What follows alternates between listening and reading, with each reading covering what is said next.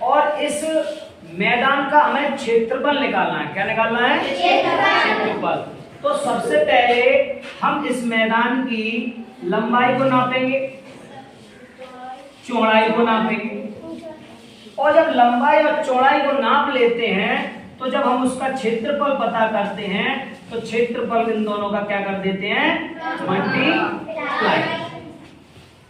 जब मल्टीप्लाई करते हैं, मल्टीप्लाई करने पर, गुणा करने पर इनका जो इकाइयां होती हैं, अगर मीटर में है दोनों चीजें तो मीटर वर्ग हो जाता है या मीटर स्क्वायर, ठीक है ना। या हम इसको ऐसे भी लिख सकते हैं या कह सकते हैं कि वर्ग मीटर। क्लियर? क्षेत्रफल को हम इंग्लिश में बोलते हैं एरिया। क्या बोलते हैं? एरिया।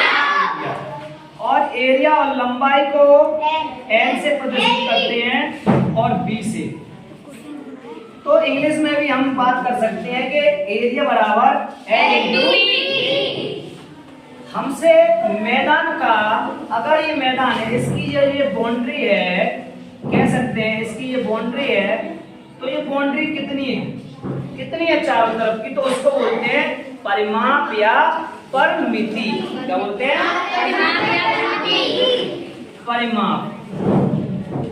अब परिमाप में जब हम पता कर रहे हैं तो लंबाई हमारी आमने सामने की तो 2 लंबाई हो गई। कितनी हो गई? 2 लंबाई। और चौड़ाई की बात करें तो 2 ही चौड़ाई हो गई। तो हम क्या करते हैं, जिन दोनों कॉमन है उसको बाहर निकाल लेते हैं और लंबाई प्लस चौड़ाई, एक हमारा फॉर्मूला तैयार हो जाता है कि कोष्ठक में लंबाई प्लस चौड़ाई का दुगना। तो वो क्या निकल आता है? हमारा परिमाप, जिसको हम P से प्रदर्शित करते हैं और कह सकते हैं कि कोष्ठक में L प्लस B इंटू 2।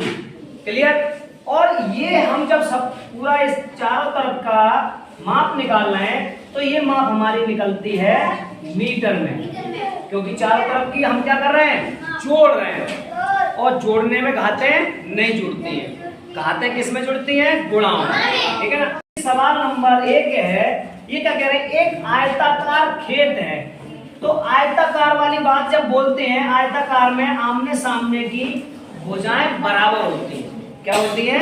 भुजाएं। जिसकी लंबाई बोल रहे हैं L बराबर 45 मीटर और चौड़ाई बोल रहे हैं B बराबर 40 मीटर। तो हमसे क्या पूछा जा रहा है? इस खेत का क्षेत्रफल। क्या पूछा जा रहा है? एरिया। एरिया पूछा जा रहा है। तो एरिया बराबर अभी हमने पता किया L इंटू B। तो हमें मालूम है L हमारा कितना है? 45 मीटर में है, और ये हमारा किस में है? 40, ये भी मीटर में है। दोनों चीजों का जब मल्टीप्लाई हमने किया तो 45 का हमने किया, कितना आ गया?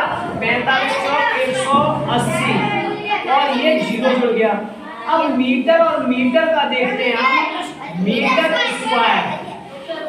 तो हमें एरिया पता लगा, कितने सरल तरीके से हमने निकाल लिया।